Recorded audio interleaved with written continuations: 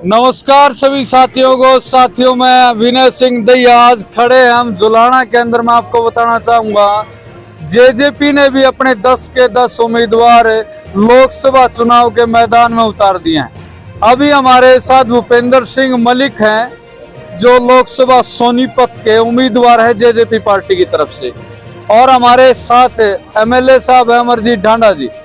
पूरी पार्टी के गणमान्य व्यक्ति यहाँ पहुंचे हुए हैं, एक बार इनसे बातचीत करेंगे। अमरजीत ढांडा जी, आपका स्वागत है। धन्यवाद भी। राम राम सारे ने। अच्छा, आज उद्घाटन हुआ है ऑफिस का, क्या कहना चाहेंगे? कितनी संख्या में लोग पहुंचे हैं? आपने देखे कौन है, हजारों संख्या में लोग थे। आज ऑफिस का उद्घाटन था। तो इसमें हजारों तो मेरे बुजुर्ग, मेरे साथी, मेरी माता बहने, हजारों लोग। तो जहाँ भी मैसेज देता है, छोटा मैसेज शाम को दिया था। आज आपने वीडियो भी देख ली। आज तो पहला दिन है। अरे रोज दिन बड़ा 25 तारीख बहुत दूर रही है। 25 तारीख तो बीजेपी कांग्रेस ने घर बैठाना काम करा है। वादा है, बिल्कुल ठोक के कहता हूँ। जो काम करे नहीं, यह जनता इतनी भोली है। जो पहले मान्य करते भूपेंद्र हुड्डा बीजेपी भोली मान्य करते, इसने उस एमपी से बने थे ना, हमने तारी वोटे नहीं चंदी, फिर लोगों ने एमपी बना दिए थे। नरेंद्र मोदी चेहरा था, ये भूपेंद्र हुड्डा ने काम कर दिया। एक तो द्वार आ गया बाबा, एक आ गया दिल्ली तड़ा था। ये 9 हल्के हैं, 9 हल्के हमारे से जिम्मेवार आदमी। कम तक हमें अपने समाज से बीच का ये तावदेल वाली सोच थी जो करे मैं दूसरे तो टाले सोच है, डॉक्टर जैसे की सोच है। बिल्कुल अपने चलाना लगता बरोदा लगता गुआना, सेंटर ले दिया। और भाई भूपेंद्र मलिक को यहाँ से प्रत्याशी बना दिया।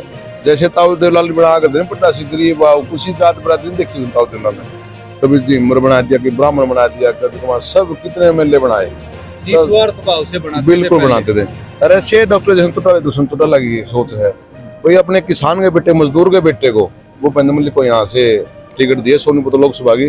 और मैं दावा ठोक के कहता हूँ, सभी भाई सुनते भी होंगे, भाई भूपेंद्र मलिक को सोनीपत लोकसभा से, जो अपनी भारत की सबसे बड़ी लोकसभा है, उसमें भेजना काम करेंगे। और भाई अपनी आवाज ठावर काम होगी। बिल्कुल। भूपेंद्र मलिक जी, आपको उम्मीदवार चुना गया है, कुछ ना कुछ पार्टी उसके अंदर गुण देखती है, तो क्या कहना चाहेंगे? पार्टी का किस तरीके से धन्यवाद करना चाहेंगे?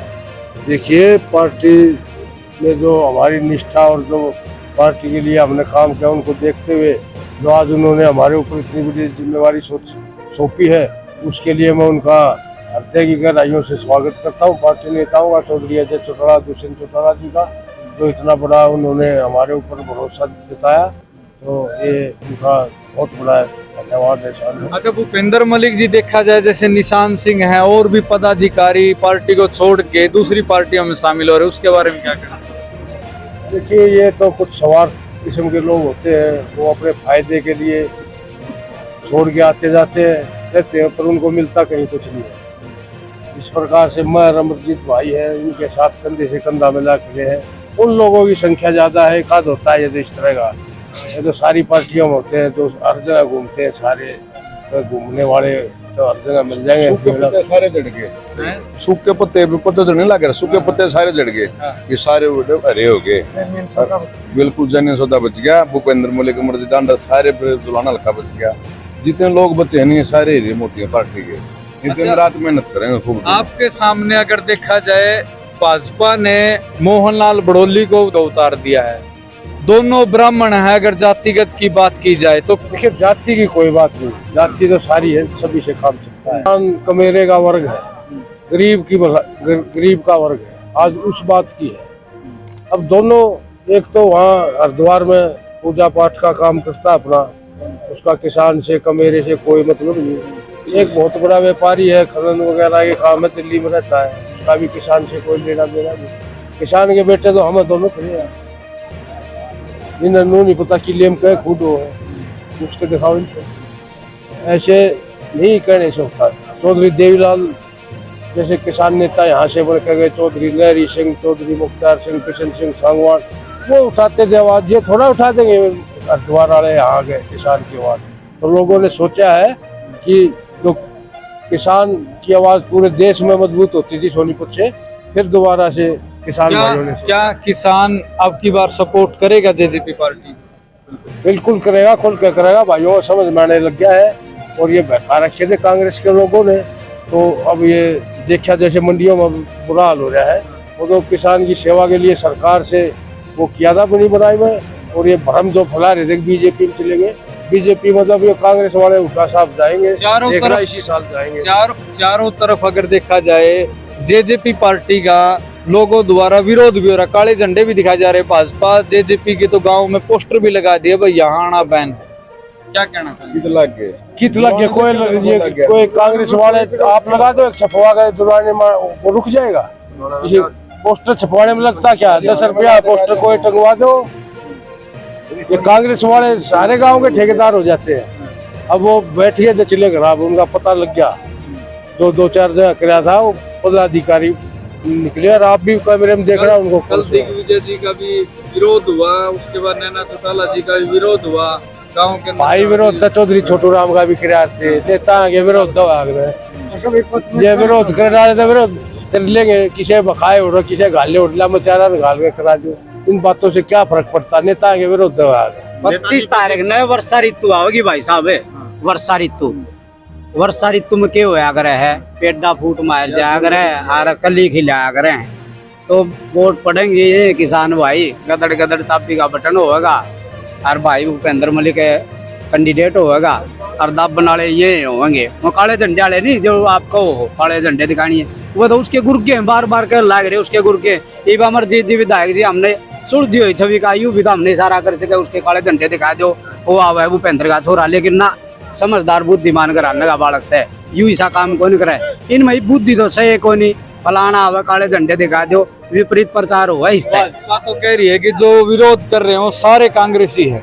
जमा सारे कांग्रेसी है महाराज, जेजेपी आपस में राजनीति है, राजनीति एक दूसरे ने देख कर राजी तो होंगे नहीं, काटने का काम करे, साफ छवि का आदमी तार दिया। भूपेंद्र मलिक जी आपसे एक सवाल है, जैसे आप बड़ौदा हल्के के अंदर कार्यरत रहते हैं, सामाजिक कार्य करते हैं, इसी तरीके से एरिया में काम करेंगे या आपको भी गूगल पे ढूंढना पड़ेगा?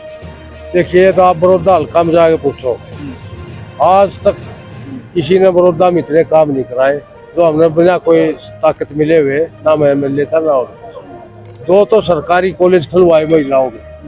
संघर्ष करके। हाँ आप जाके देखिए, आपके ये धनाना बनवासा गाँव डूबे रहते थे, दुष्यंत चौटाला जी को कह वहाँ 7 नए पंप लगवाए, दोनों फसल मारी जाती थी, अब 2 साल से सारी फसल बोई जाती है। और सड़कें जो 70 करोड़ रुपया बड़ौदा हल्का में लगाया दुष्यंत चौटाला जी ने सड़कें बनवाने के, वो काम करके दिखाए हैं जो पहले कभी नहीं हुए। ना MLA भी वहाँ कांग्रेस का था और कोई भी मतलब जननायक जनता पार्टी या किसी भी सरकार में उठा 10 साल रहे अपना घर बताया करते, एक भी काम गिनवा दो बड़ौदा हल्का के लिए, मैं 10 काम गिनवा सकता हूँ। कांग्रेस का तो सर गढ़ कहा जाता है गोहाना सोनीपत को, कद नहीं है, वो 15 उठा खुद आ रहे थे पीछे, गोहाना हल्का से 12,000 1,65,000 से आ रहा था टोटल, 2 लाख सारे हल्का मारे थे, जीता की था बड़ौदे वाला ने जिता दिया था, तो मैं भी था जब तो हिला और जीते कहाँ थे, सारे आ रहे थे, गोहाने में भी आ रहा था। तो अब आमना सामना कांग्रेस से ही आपका हो गया है? पहले कांग्रेस तो गई नीचे, बीजेपी से है, बीजेपी से है। कितनी वोटों से जीत मान रहे हैं आप? लाखों वोटों से जीते, लाखों वोटों से। अगर देखा जाए मोहनलाल बड़ोली पूरे एक्टिव है, पूरे 2 महीने हो गए हैं उनको काम करते हुए, यहाँ प्रचार प्रसार करते हुए, जुलाना है, जींद है, सोनीपत लोकसभा के अंदर। आपको भी 2 दिन हुए हैं, तो कैसे उनका मैदान को तोड़ पाएंगे, कैसे उनको साध पाएंगे? देखिए काम क्यों तो उनको घूमने की जरूरत ही नहीं थी, अब काम तो उन्होंने कुछ किया नहीं, तो अब जहाँ जाते लोग मिल नहीं रहे। हम 2 दिन से आए, देखो कैसे हजारों की संख्या में लोग इकट्ठा होते हैं, तो यही फर्क है। मोहनलाल बड़ोली को तो इतना विरोध हो रहा, खुद मैं गया था बड़ोली गांव में ही, वहीं कर एक ईंट नहीं लगवाई दुष्यंत चौटाला, हाँ खुद उनके गांव में दुष्यंत चौटाला ने लाइब्रेरी खुलवाई और सड़क बनवाई वहाँ। ये तो वहाँ के MLA फिर भी कुछ नहीं करवाया? कुछ नहीं, इसके गांव में खुद एक ईंट नहीं लगवा रखी, पूछो बड़ोली में जाके। अच्छा, बड़ोली वाले